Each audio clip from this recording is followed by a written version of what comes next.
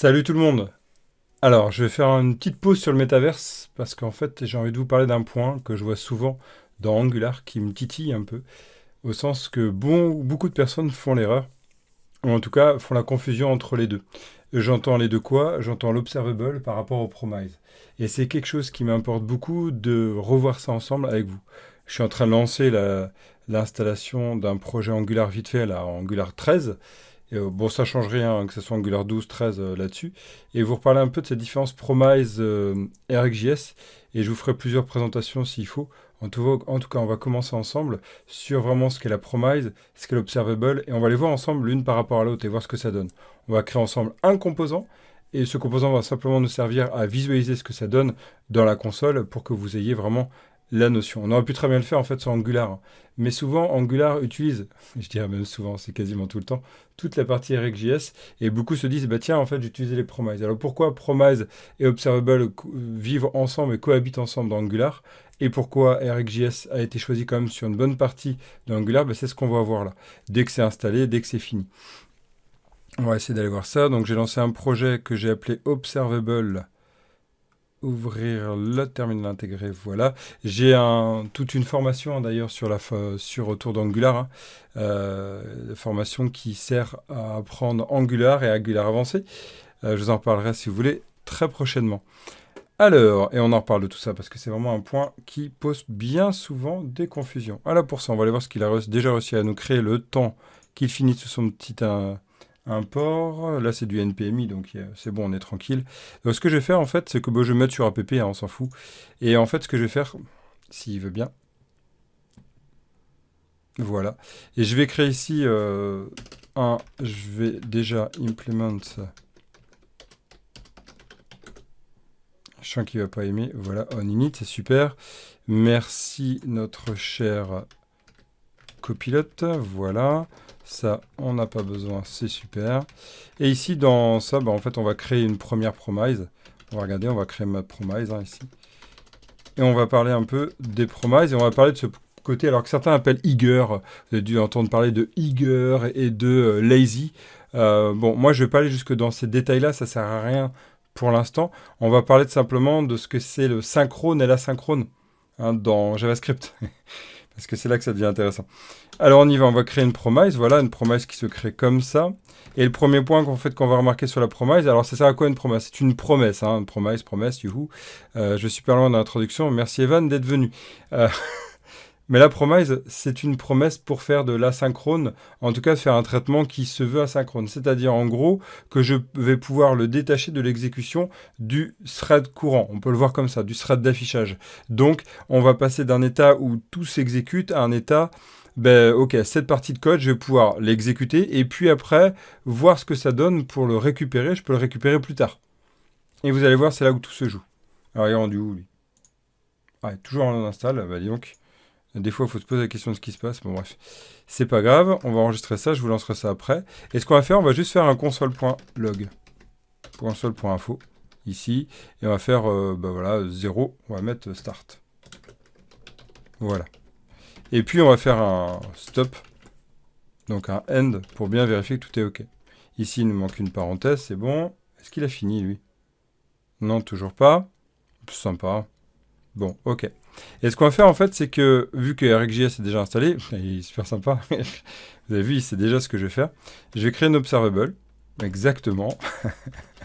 Non, moi, j'ai déjà fait en formation, hein, c'est pour ça.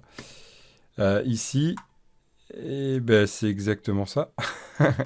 C'est toujours flippant, je trouve. Ok, on va prendre notre observer, il sert à rien de faire un observable comme ça. Notre observer ici, il est en any, hein, c'est un observable de type any, et on va faire exactement ce qu'il nous propose, ça non. Puis un console.info de end. Et du coup, on va pouvoir voir la différence, on va pouvoir voir les ressemblances. Donc juste ça. Bon, la convention, c'est soit de le mettre là, soit de le mettre là. Bon, très bien, ça serait bien qu'il finisse. D'habitude, il met beaucoup moins de temps. Bon, ok, ça va faire déjà exactement 4 minutes et il n'a pas fini. Bravo NPM. Allez, ça serait bien que tu finisses.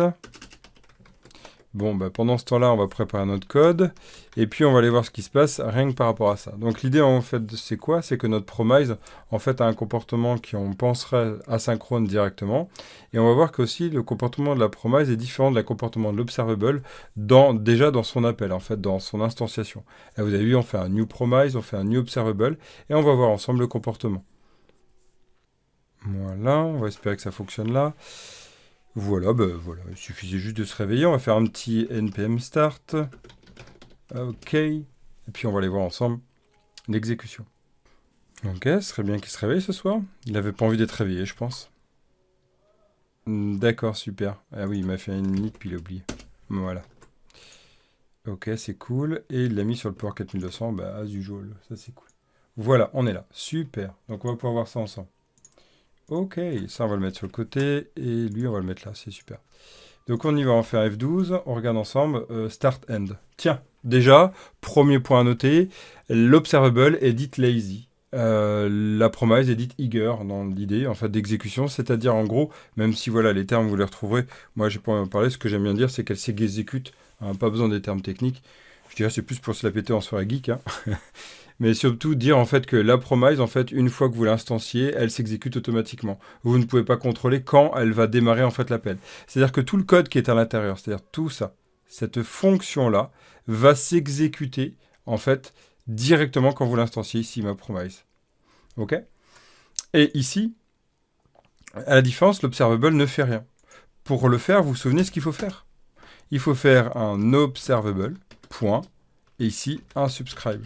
Tiens, étonnant, vous avez peut-être l'habitude de voir subscribe avec toute la partie après. Dans le subscribe, il n'y a pas besoin. Et ça y est, vous voyez qu'ici, on a un start, un end. Bon, ce que je vais montrer aussi, ce qui est intéressant, c'est de faire un console.info. Ici, de dire end of function. Donc là, on va mettre un 100. End of app. Oui, très bien, si on veut. Regardez, tout s'exécute dans la partie d'exécution qui est ma fonction, d'accord? Donc on est dans ce qu'on appelle un code qui est synchrone, c'est-à-dire que ici, tout ce traitement-là se veut synchrone. La différence ici, c'est que je pourrais très bien décider de mettre mon subscribe ici en soi. Et là, on voit quoi? On voit que le end of app s'exécute bien avant le start et le end. Et c'est ça le point à noter. C'est ça le point à noter en fait, c'est qu'ici, on peut décider quand ça s'exécute. C'est intéressant. On va même pouvoir, grâce aux opérateurs, on en parlera plus tard, aller beaucoup plus loin. Ici, donc on va remettre ça là. Voilà. Et on se retrouve dans une exécution normale. Maintenant, ce qu'on aimerait, c'est pouvoir passer un élément. En fait, ici, imaginez un traitement. Ce traitement-là, j'aimerais pouvoir le récupérer. Je m'explique. Ici, il existe une fonction qui est une fonction callback. Et je peux faire un resolve en lui passant, par exemple, la valeur test ou retour. On va faire, tiens, on va envoyer Anakin. Pour être très original, comme d'habitude. Pour récupérer ça, vous voyez qu'ici, je ne récupère rien. Je vais tenter de le récupérer là. Comment je récupère ça avec ma promise? Eh bien, je fais promise.zen. Là, ici, je récupère l'item. Et cet item, si je fais un console.info, je vais pouvoir faire, tiens, ça c'est très bien. Regardez, je le récupère. Où je le récupère? Notez bien où je le récupère. Ça, c'est le point hyper important de la promise. La promise a une exécution, en tout cas de cette partie-là, est traitée de manière asynchrone. Je m'explique. C'est pas un système de thread. C'est un système, en fait, dans JavaScript où, en fait, il y a le pool d'exécution normal, c'est-à-dire celui qui commence à cette accolade et finit à cette accolade. Et il y a un pool d'exécution secondaire qu'on appelle le pool event qui va s'exécuter après. Sans rentrer trop dans les détails, imaginez bien que c'est un peu comme deux threads, on peut le voir comme ça, l'un après l'autre. Et donc en fait, tout ce qui est résultat du zen ici s'exécute après coup. Toujours. Bon, je reviens.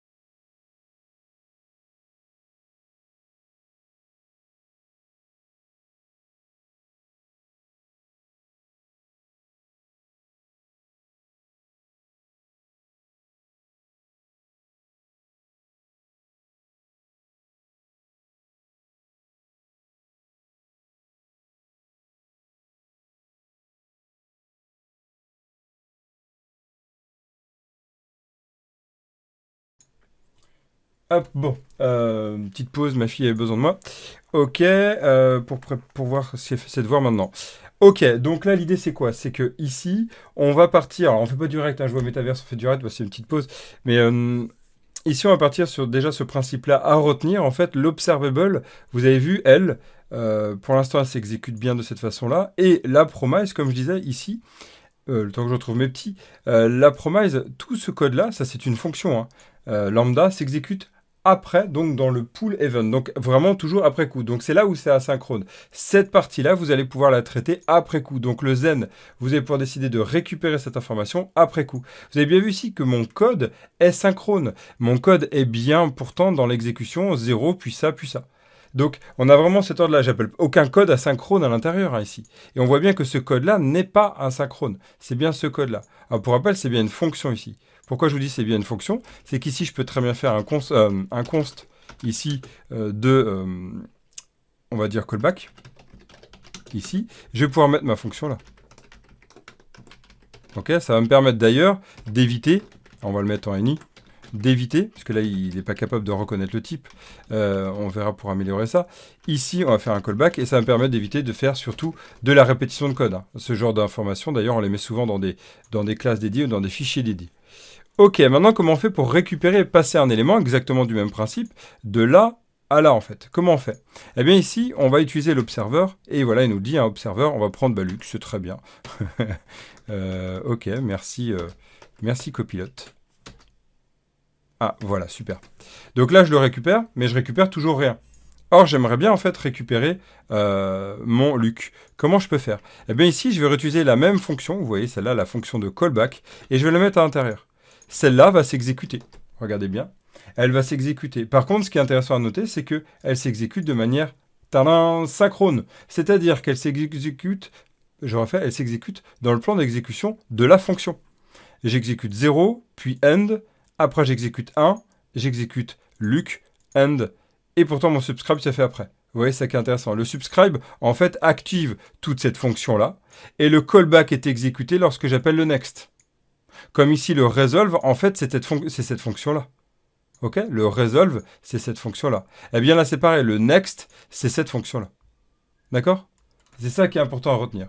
Ici, on a bien cette différenciation. On a bien quelque chose où c'est synchrone. En fait, l'observable, donc, elle est lazy, on l'appelle comme ça, les termes techniques. Hein. Vous pourrez comme ça vous la péter en soirée geek.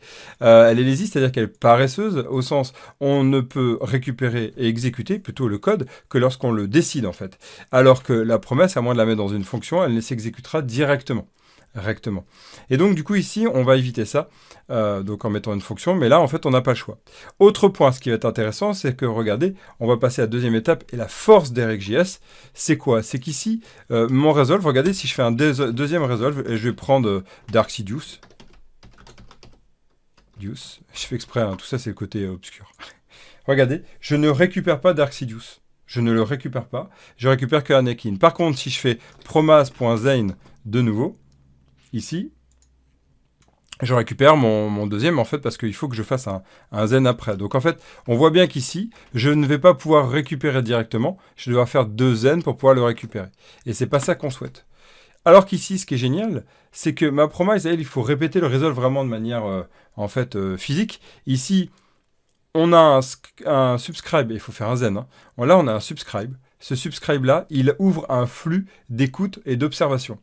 Et donc ici, si je fais next et je mets Leia, par exemple, Leia, regardez, je reçois bien Luc et Leia juste après. Toujours en lazy, mais toujours en synchrone dans le principe ici. Bon, c'est peut-être pas clair, je refais tout.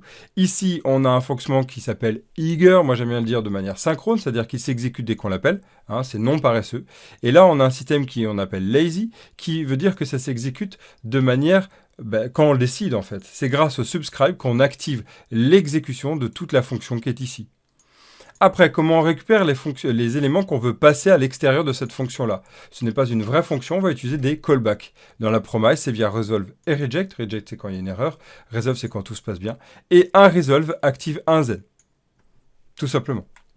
Bon, c'est pas simple, hein, mais c'est vraiment bête comme chou, on va dire. Alors que dans l'observable, la différence, c'est qu'une fois qu'elle est activée, en lui passant un callback, cette fonction callback, en fait, s'exécute autant de fois qu'il y a de next. Et c'est là que ça devient intéressant. C'est bien un flux d'exécution. On va pouvoir lui envoyer autant d'informations que l'on souhaite. Et donc, faire un for each, etc.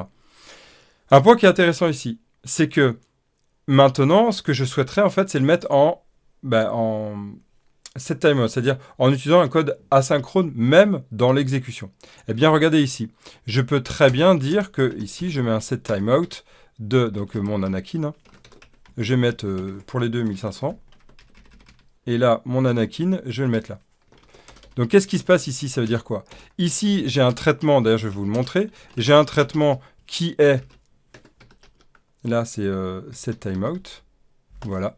J'ai un traitement qui est asynchrone. Ça s'exécute le set timeout toujours après le pool d'exécution courant.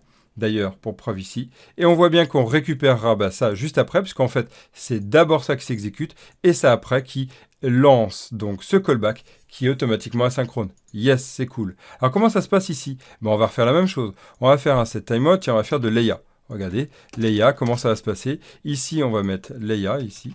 Voilà. Donc, on a bien après Luke. Et regardez, le deuxième set timeout, donc on va mettre un point. Le deuxième set timeout, où s'exécute-t-il?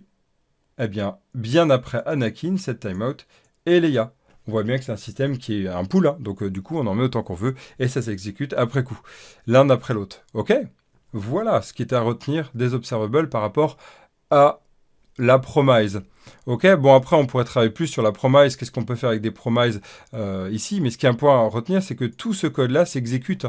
Tout ce code-là s'exécute automatiquement dès qu'on fait new promise. D'ailleurs, le point intéressant ici, c'est que c'est exactement le même cas là, on le voit bien. D'ailleurs, regardez, si je fais, vous le savez sans doute pour finir, et je vous laisserai réviser si vous voulez, si je fais observer. Ici complete, c'est-à-dire que j'arrête complètement les retours de next, regardez, le code est exécuté. Le code est exécuté. Ici, j'ai bien mon Anakin qui est exécuté, ça c'est la promesse, hein, pas de problème. Et ici, on voit bien que l'observer complete empêche l'exécution de next. Et en fait, le code ici est bien exécuté. Ce code ici est bien exécuté, regardez, il est bien là. Point à retenir, donc du coup, niveau performance, méfiez-vous de ça. On pense souvent que l'observable est de base asynchrone, c'est complètement faux. On pense que la promise l'est, c'est complètement faux. C'est les retours d'exécution de la promise qui sont asynchrones, et c'est ce qu'on met dans l'observable qui va être asynchrone, puisqu'on vient de voir que le next n'est pas asynchrone de base. C'est suivant l'exécution du next qui va être asynchrone ou pas, qui va dire si ou non on renvoie en asynchrone. Voilà toute la différence. Et on pourra travailler ça par la suite. On en reparlera. Voilà, c'était un petit aparté, je voulais le faire. Je le mettrai dans une vidéo YouTube que je montrerai demain matin. Et donc, du coup, vous l'aurez en plus de ce live Twitch. On reprend demain le code normal si j'ai le temps. Autrement, ça sera lundi. Allez, je vous dis bonne soirée. Je vous dis à plus. Ciao, ciao. Codez bien.